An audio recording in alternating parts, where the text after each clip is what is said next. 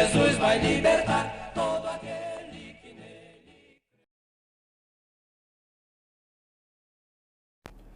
O Senhor me respondeu e disse: escreve a visão, grava-a sob tábuas para que possa ler até quem passa correndo.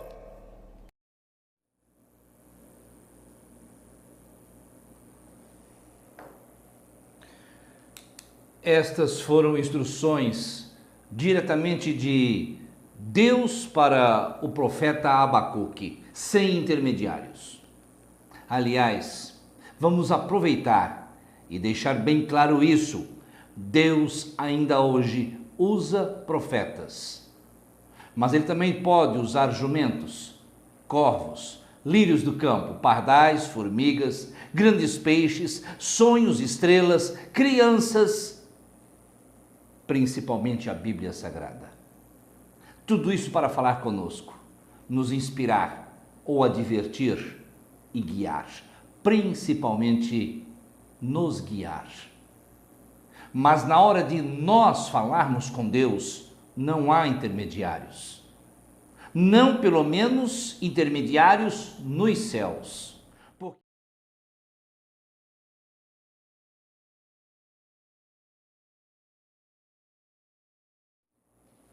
Por mais que admiremos e dediquemos ou concentremos devoção e tomemos por referenciais de fé a personagens bíblicos como Noé, Daniel e Jó, ou como Gideão, Baraque, Sansão, Jefité, Davi e Samuel, nenhum deles é intercessor ou intermediador nosso junto ao nosso Deus que está nos céus.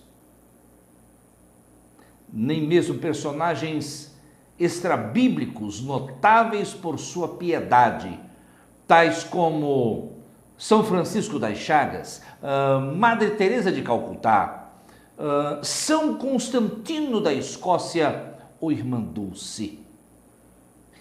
Paulo, apóstolo Paulo, ele ensinaria a Timóteo afirmando: há um só mediador entre Deus e os homens, Jesus Cristo.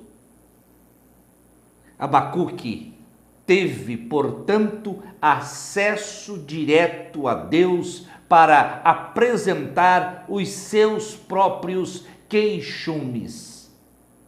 Um dos aspectos surpreendentes em Abacuque é que as revelações que lhe foram confiadas por Deus mais se aproximavam de respostas a questionamentos pessoais, questionamentos do profeta, arguições íntimas do próprio Abacuque.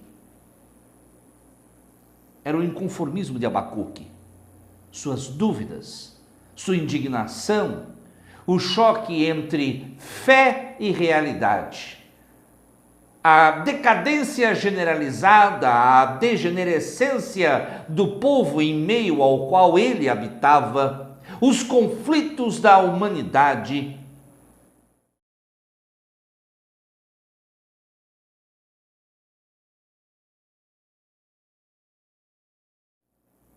E o profeta,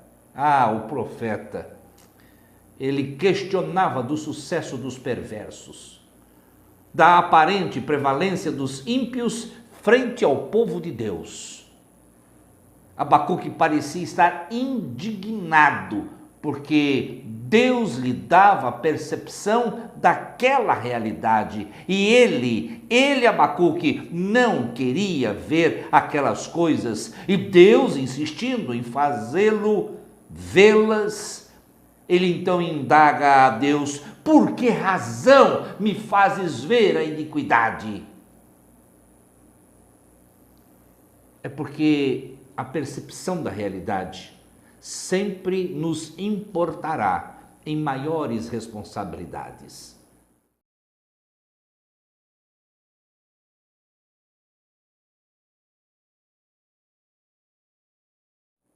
E que postura deveriam os homens de Deus e a igreja assumir neste cenário, nesse contexto? Tal qual Abacuque, acredito que o de estimuladores do exercício da cidadania, o de instrutores do povo para que pela doutrina sadia se promovesse a paz, o amor, a tolerância e o diálogo. Também o papel de moderadores para que os litígios fossem resolvidos de forma rápida e amigavelmente. E ainda o de intercessores para que houvesse verdadeiramente justiça dita, sentenciada, aplicada, respeitada. E não um simples lavar de mãos, meter-se numa redoma, descomprometer-se com o mundo a pretexto de comprometer-se com a igreja de Deus. Nada de entrincheiramentos, tampouco de gritar aos outros: sai dela, povo meu. Ainda não é o tempo para um clamor destes. Agora é tempo de estarmos no mundo sem sermos do mundo. Agora é tempo de sermos sal da terra e luz do mundo. Agora é tempo de irmos pelo mundo todo pregando o evangelho. Agora é tempo de fazermos discípulos, ensinando nações a guardarem todas as coisas que o Senhor Jesus Cristo ordenou. Abacuque, ele tomou uma postura quando a sua fé foi duramente fustigada. A mesma postura de quando a violência, a criminalidade, a corrupção, a miséria, o aviltamento humano e a idolatria graçavam o povo. Indignou-se, protestou, elevou um clamor a Deus e pôs-se em condição para receber a resposta divina. Curioso que o ataque contra a sua fé não vinha de fora, mas de si mesmo, de dentro de si, da sua razão. Era autofagismo, era a própria razão mastigando e engolindo a própria fé. Não há em seu livro diálogos ou debates com terceiros. Tudo o que levou àquele momento crítico na vida e na fé de Abacuque partiu de si mesmo, da sua maneira de enxergar a realidade e de lidar com os duros fatos da vida cotidiana.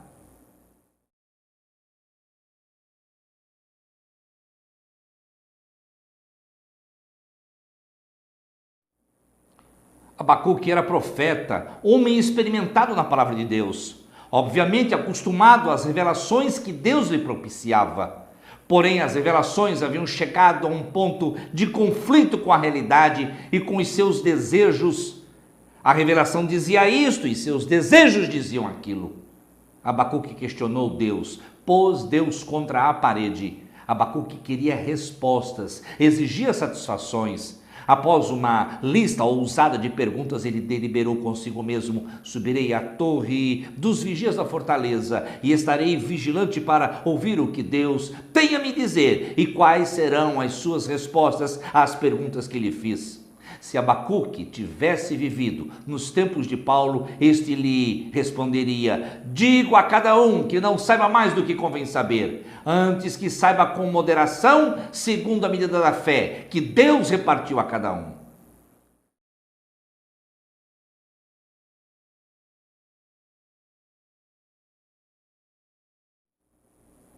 Mas não que ele fosse desaforado, não que ele faltasse com respeito a Deus. Ele se justificaria, tal qual Davi salmodiou: meu coração não se elevou, nem os meus olhos se levantaram, não me exercito em grandes assuntos e nem em coisas muito elevadas para mim. As indagações de Abacuque tipificam as nossas perguntas, algumas resultantes da pura reflexão, outras advindas das contradições da existência humana, e ainda outras que nos são apresentadas por pessoas venenosas. E Abacuque se vê no direito de receber respostas e por isso ele tomou uma atitude.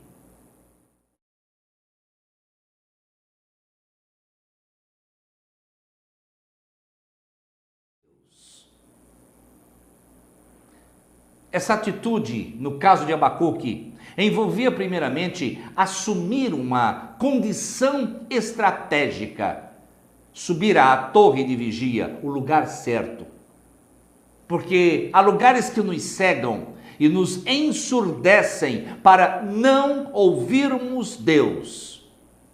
Mas estando no lugar certo, ele, Abacuque, poderia ter uma visão mais abrangente da realidade, ver mais distante e melhor, ver mais de tudo, ouvir e ouvir bem, sem ruídos, sem interferências, sem distorções, porque não se constroem verdades com preconceitos, não se vencem preconceitos sem o resgate da verdade. Abacuque sabia disso e estava disposto a ter uma nova percepção e uma nova leitura do cotidiano. A sua fé está abalada, reveja a sua maneira de ler a realidade. Era necessário também estar na posição certa, porque se pode estar no lugar certo e contudo na posição errada. A tradução Bíblia de Jerusalém sugere o texto de Abacuque vertido do hebraico para a língua portuguesa, diferentemente do que estamos acostumados a ler. Nela, naquela tradução, lemos: vou ficar de pé em meu posto de guarda para ver o que Deus me dirá. Ficar de pé. Não se tratava de pedantismo, de arrogância, de petulância, tampouco de um orgulho pessoal desmesurado, nem de alguma forma de desafiar Deus, nem de insulto, nem de achincalhe, mas estar em pé e quieto era o mesmo que estar em condição apropriada de espera para um fato prestes a acontecer.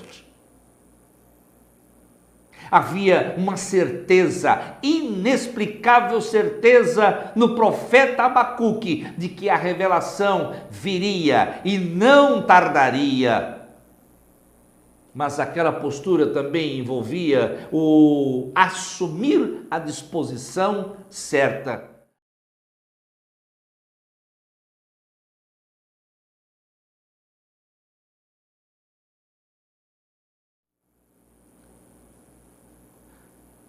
Houve em Abacuque esses três elementos: atitude, disposição, posição.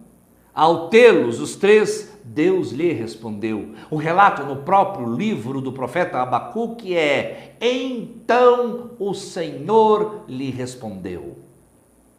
Porém, ao responder, Deus quis que a revelação dada ao profeta fosse extensiva a outros e não particular propriedade de Abacuque. Ou seja, as perguntas eram de cunho personalíssimo, pessoal, do próprio Abacuque, mas não deixavam de ser o eco de milhares de pessoas que perguntavam coisas idênticas ou pelo menos semelhantes àquelas que ele tivera a ousadia e a capacidade de formulá-las a Deus.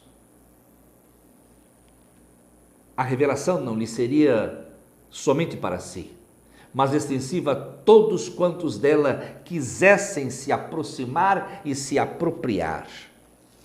Não seria uma questão de intelectualizar a revelação, de filosofar em cima dela, de buscar-lhe sentidos ocultos como se fosse nostradâmica, investigar-lhe supostos códigos numéricos das entrelinhas. A revelação não era um código de guerra, uma mensagem cifrada para que os outros não compreendessem e trocada entre o fronte e a retaguarda. Não, a revelação era simples, direta, clara. Bastaria bater os olhos e vê-la distinta. Não um romance nem ficção, mas uma revelação. Por isso, era preciso que fosse certeira, precisa, clara e alina. Por isso, Deus instrui o profeta dizendo-lhe: escreve, para que possa ler aquele que correndo passa. Sempre que eu lia estas palavras do profeta Abacuque, no primeiro impulso que me vinha à mente era a visão de um outdoor numa rodovia federal em que os veículos passavam afoitos sem pensar nem se lembrar dos radares controladores de velocidade. E por mais que excedessem aos limites de velocidade impostos pelas autoridades, o outdoor lhes permanecia absolutamente legível. Eu acho que se Abacuque vivesse em nossos dias, ele seria proprietário de uma agência de propaganda e marketing. E a tarefa que Deus lhe deu naquele dia, fosse agora, se encheria até a borda de todo tipo de dificuldades. A começar com as fake news. Seu compromisso com a verdade em ser formador de opinião estaria diariamente e duramente submetido a testes. Talvez ele mesmo fosse tentado a divulgar fake news, notícias falsas, propaladas pela mídia como se fossem verdadeiras e possuindo um elevado poder viral, sempre partindo de fontes duvidosas ou desconhecidas e sempre com apelo sensacionalista, explorando a ignorância alheia, a má formação das pessoas ou a sua desinformação, explorando também o fato de que muita gente é dependente das redes sociais a tal ponto que não se suporta ficar um dia sem consultá-las. Inescrupulosamente, alguém lança uma notícia fajuta e com baixo custo de divulgação. A notícia, ela percorre o mundo em pouquíssimas horas, alcançando milhões de pessoas. Quem usa disso não está fazendo isso por diversão. É um mercado impelido por interesses políticos, ideológicos, comerciais, financeiros. Um governador pode ser cruelmente atingido por fake news.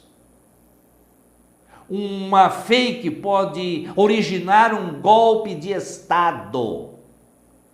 A falência de uma mega empresa pode alterar os índices na bolsa de valores, pode provocar a alta do dólar, alterar a balança comercial de um país, tornando-o deficitário, alterar o resultado final de urnas eleitorais, influenciar indevidamente a sentença de um juiz de direito ou de um júri num tribunal.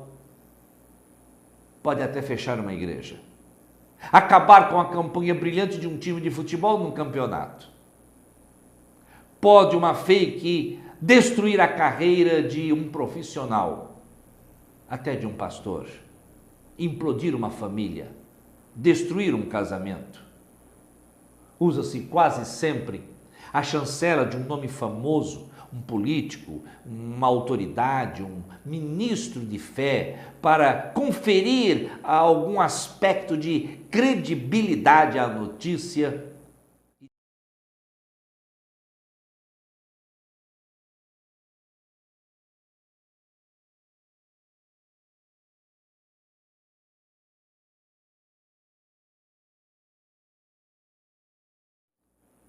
Sob o pretexto da liberdade de expressão, da liberdade de se divulgar notícias, da informação socializada, do espírito democrático, as fake news andam sempre, na verdade, na berlinda da democracia. E muitos dos que vivem ali, naquela zona obscura e mal delineada, se declaram combatentes em favor de alguma bandeira ideológica do que se presume que possuem consciência, plena consciência do que estão fazendo. Para Joseph Goebbels, ministro da propaganda na Alemanha nazista entre 1933 e 1945, uma mentira contada 1000 vezes torna-se uma verdade. As fake news são assim. Fazem as pessoas se acostumarem com a mentira. E de tão acostumadas com a mentira, começam a tratá-la como versão da verdade, como alternativa da verdade, ou até mesmo como uma releitura da verdade. Pastor Silas Gonçalves, já falecido, dizia: cuidado, não há coisa que mais se pareça com a verdade do que a mentira. Outra grande dificuldade que Abacuque enfrentaria, a meu ver, se ele fosse nosso contemporâneo, era o não reconhecimento do seu ministério e da sua autoridade profética. Ele seria alcunhado de marqueteiro. Logo alguém apareceria dizendo que todo pastor é ladrão. Eu digo alcunhado porque a palavra vem de alcunha, uma expressão árabe, um termo que tem assumido nestas últimas décadas, infelizmente, um sentido pejorativo. Acho que nomes de marqueteiros famosos que derivaram à corrupção e à má propaganda contribuíram muito para esse estado de coisas. Escândalos envolvendo ícones da propaganda brasileira estimularam essa condição de não se crer, de não se respeitar. João Santana, Mônica Moura, Duda Mendonça, entre tantos outros. Empresas, políticos e estrategistas, por causa dessa realidade, estão dispostos cada vez mais a contratar equipes que trabalhem na sintetização de ideias para as comunicar a um público-alvo.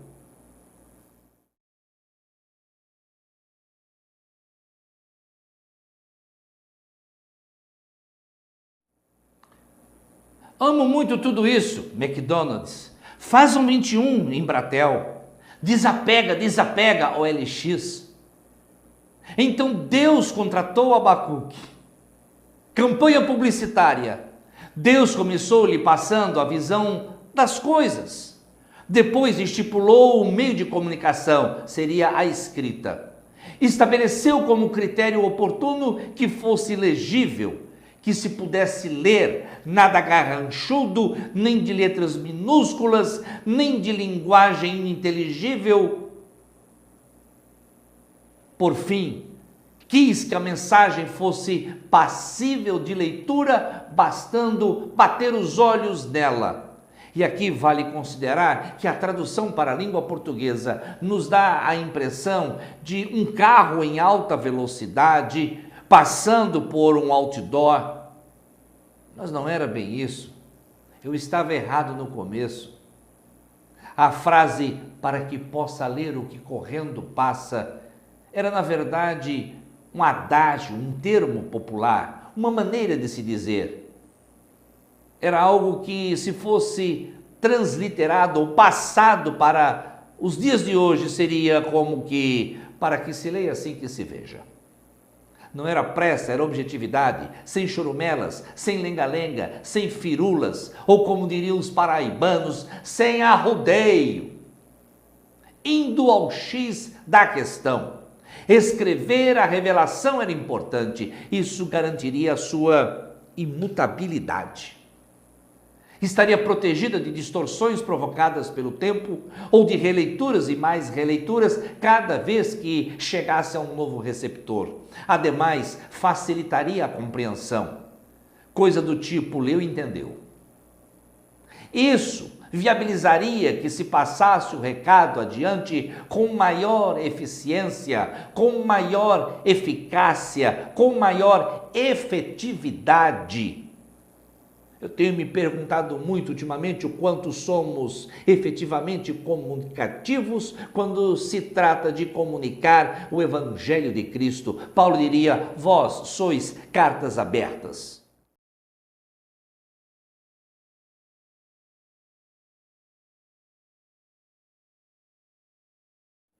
Até mesmo Pôncio Pilatos optou pela concisão. Escreveu para que lesse de pronto aquele que batesse os olhos na tabuleta. Escreveu para que lesse o que passasse correndo. Nela se lia Jesus Nazareno, rei dos judeus. Fariseus protestaram. Queriam fazer adendos. Queriam esticar a mensagem. Colocar mais alguns tópicos no esboço do sermão. Mas o governador provinciano não cedeu aos apelos deles e respondeu: o que escrevi, escrevi. E aquela tabuleta, redigida pelas mãos de Pôncio Pilatos, em hebraico, em grego e em latim, tornou-se parte das escrituras sagradas. Aquela tabuleta não foi a única parte das escrituras que, ao ser redigida, sofreu oposição e críticas, ou tentativas de alteração. Pior do que as tentativas de adulteração do texto escrito, a parte física tem sido, desde o primeiro século da era cristã, a adulteração do entendimento da parte escrita. Diferentemente dos dias atuais, houve um período em que a revelação era dinâmica, período durante o qual os livros canônicos iam sendo escritos. O início da composição das escrituras sagradas remonta aos tempos de Moisés e finda com o registro das revelações dadas ao apóstolo João, abrangendo algo em torno de 1400 anos. Muitos livros foram escritos e, contudo, nem todos hoje fazem parte da Bíblia Sagrada. Havia uma efervescência profética direcionada à revelação escrita. Alguns trechos, inclusive, foram destruídos, forçosamente levando a se produzir a segunda via. Foi o caso das tabuletas dos 10 mandamentos com Moisés. E também foi o caso das profecias que Jeremias ditou a Baruque e que foram reduzidas a pedaços e logo em seguida incineradas por determinação de Joaquim, rei de Judá. Outros resultaram da junção de trechos escritos por diversos autores. Foi o caso do livro dos Salmos, que reuniu composições de Davi, de Asaf, de Salomão, de Etã, de Moisés, entre outros, num período de aproximadamente 3 séculos. Semelhante composição se deu no livro de Provérbios, que teve as coautorias de Salomão, Lemuel e Agur. Porém, saindo de uma revelação que já foi dinâmica, a Bíblia Sagrada avançou nestes últimos tempos para uma revelação estática. Ou seja, o que foi escrito, escrito está, e nada mais se tem acrescentado. Tentativas de acréscimos às Escrituras? Houve, não poucas. Algumas se tornaram famosas, como o outro Evangelho de Nosso Senhor Jesus Cristo, escrito por Joseph Smith, fundador e idealizador da Igreja de Jesus Cristo dos Santos dos Últimos Dias. obra publicada pela primeira vez em 1830 e que também ficou conhecido como o Livro de Mórmon. No entanto, quando um anjo apareceu a Daniel, o anjo disse-lhe claramente: fecha estas palavras e sela este livro até o fim do tempo. Muitos correrão de uma parte para outra e a ciência se multiplicará. A revelação fora dada a Daniel. Deveria ser escrita e, embora revelada e escrita, deveria ser selada.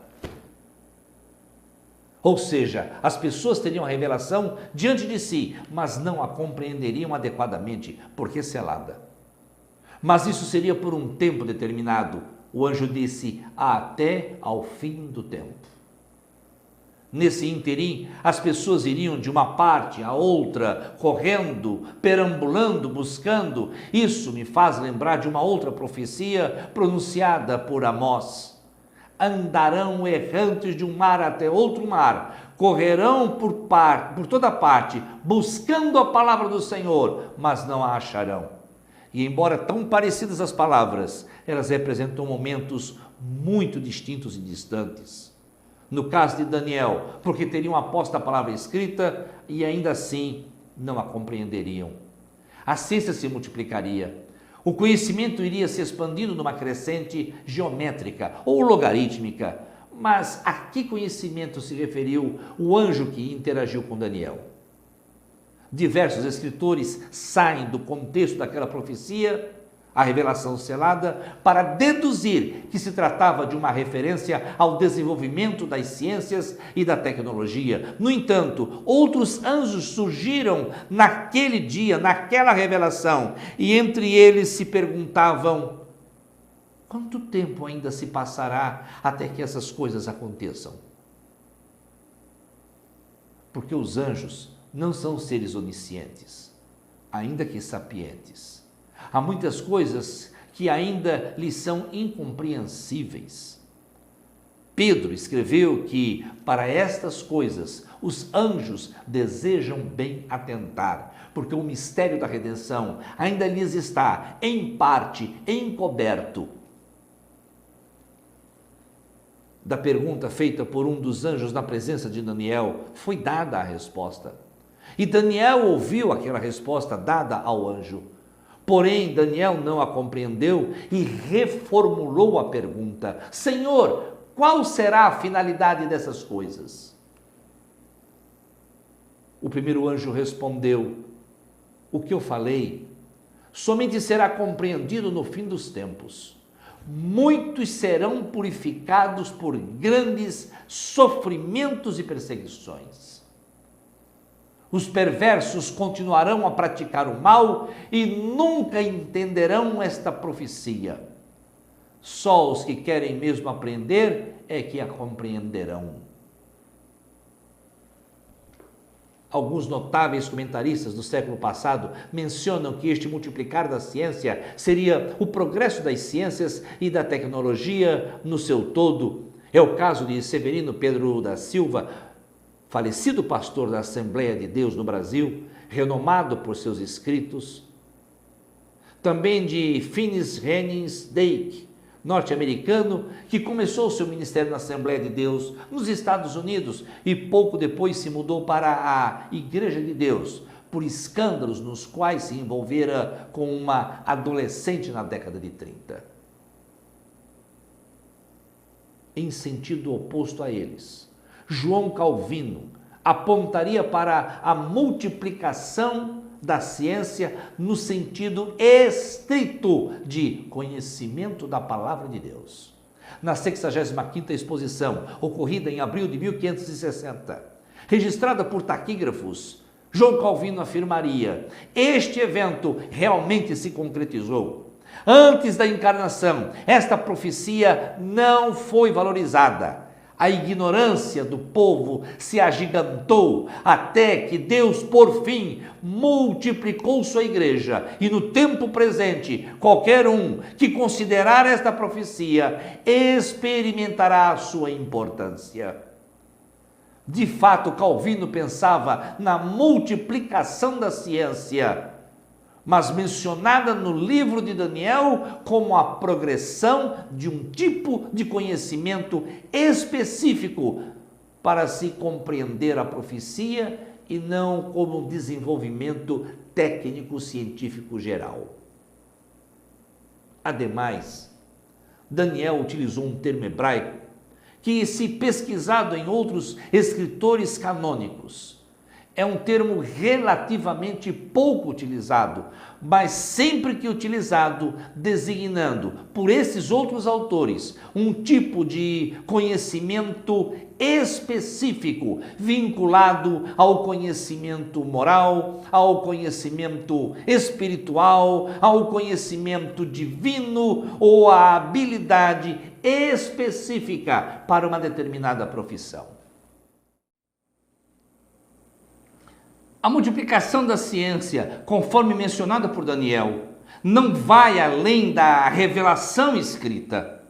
Não cuidava do fantástico processo de desenvolvimento tecnológico e científico pelos homens, mas sim da compreensão do povo de Deus acerca das revelações de Deus para o povo. E apesar de se multiplicar o conhecimento bíblico e teológico, aquela revelação de Daniel especificamente estaria selada para permanecer estática e inalterada. Não haveria novas revelações construídas a partir de uma revelação original.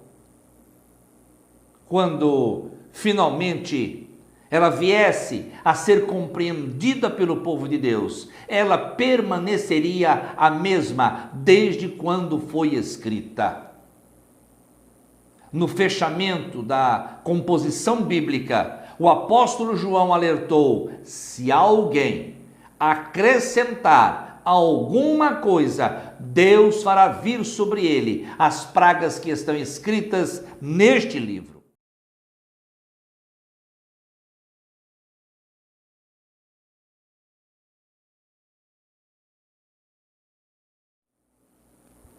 Paulo deu severas recomendações à igreja da Galácia e disse: ainda que nós mesmos ou um anjo do céu vos anuncie outro evangelho, além do que já vos tenho anunciado, seja esse maldito.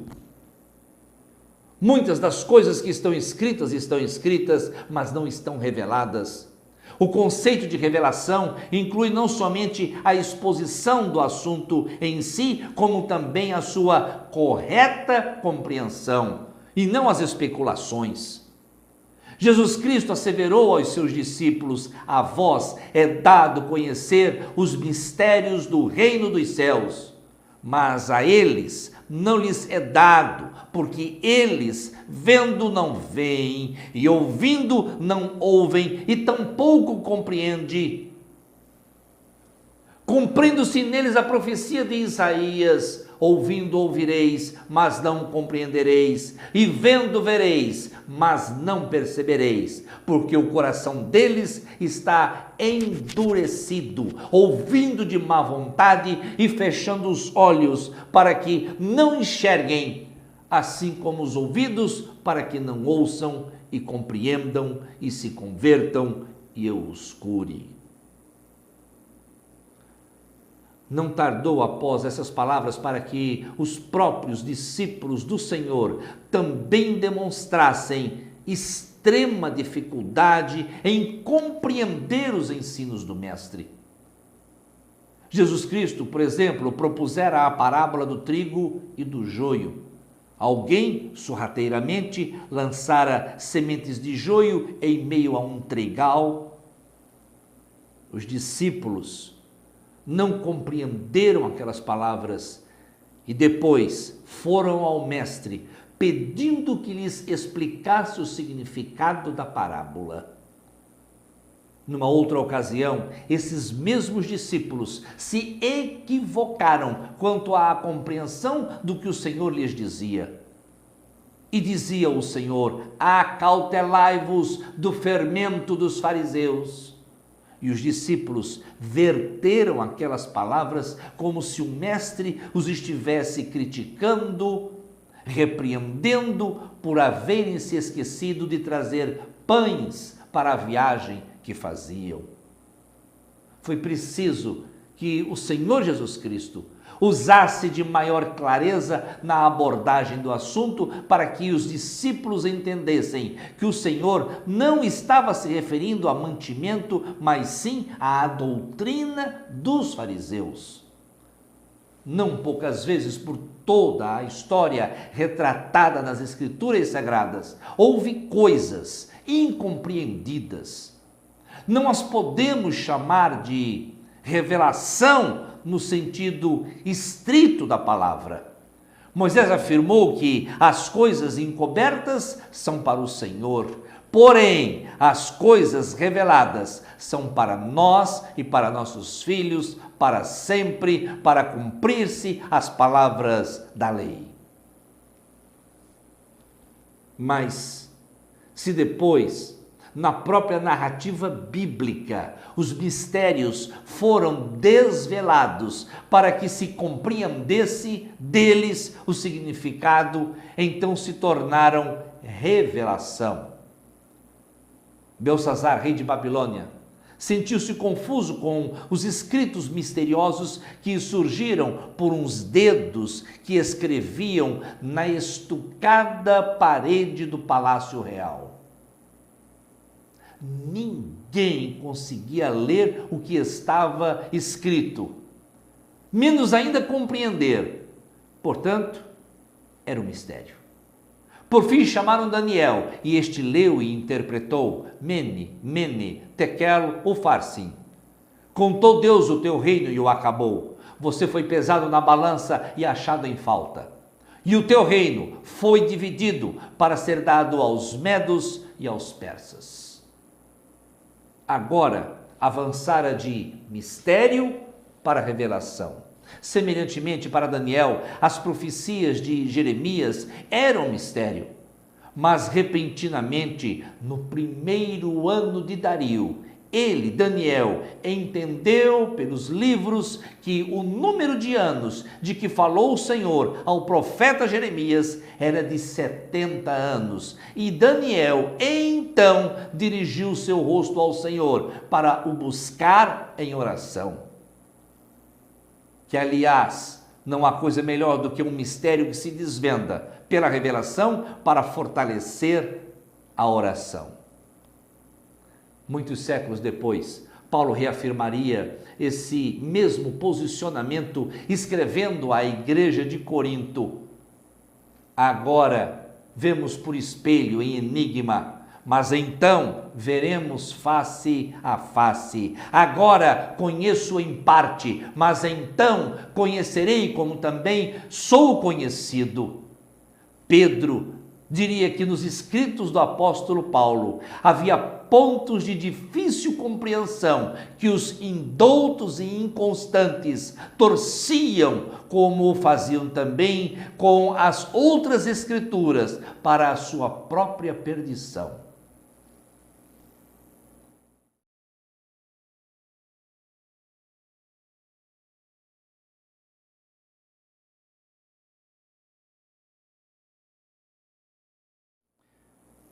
Jesus Cristo trouxe à luz muitos dos mistérios presentes nas Escrituras Sagradas. Aos Hebreus foi afirmado que, tendo Deus outrora falado muitas vezes e de muitas maneiras aos nossos pais, pelos profetas, nestes últimos dias, nos falou por Jesus Cristo. Jesus Cristo trouxe em si a revelação. João afirmaria que o Verbo se fez carne e habitou entre nós. Jesus Cristo é o começo e a conclusão da revelação. Por isso ele, o alfa e o ômega, a primeira letra do alfabeto, também a última, abarcando todo o abecedário, porque com ele, por ele, todas as coisas foram escritas e se fazem entender. Aos Colossenses, Paulo escreveu um mistério que esteve oculto desde todos os séculos, em todas as gerações. Agora foi manifesto aos santos, aos quais Deus quis fazer conhecer quais são as riquezas da glória deste mistério, que é Cristo. No mundo de tantas vozes com significados distintos e tantas mensagens que expressam doutrinas de homens e demônios, ainda é possível olhar para Jesus e vê-lo somente a Ele como autor e consumador da fé. Ele é a mensagem que todo aquele que olhar imediatamente verá, lerá e compreenderá.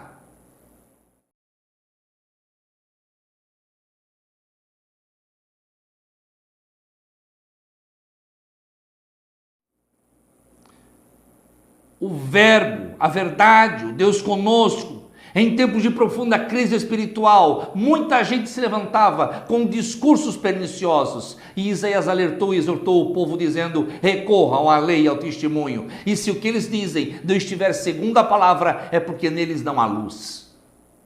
Com a multidão de mestres, de pregadores e de escritores, vivemos tempos em que a igreja da Bereia nos deveria ser inspiradora, porque quando Paulo lá esteve pregando o evangelho, eles atentamente ouviam, mas depois iam para conferir que aquelas palavras fossem compatíveis com a revelação escrita.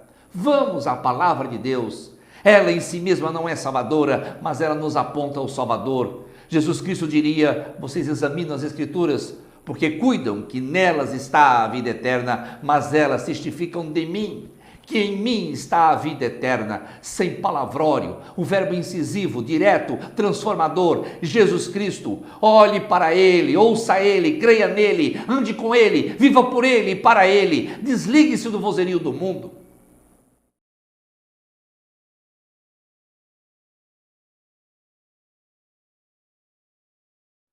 Suba à torre e esteja atento.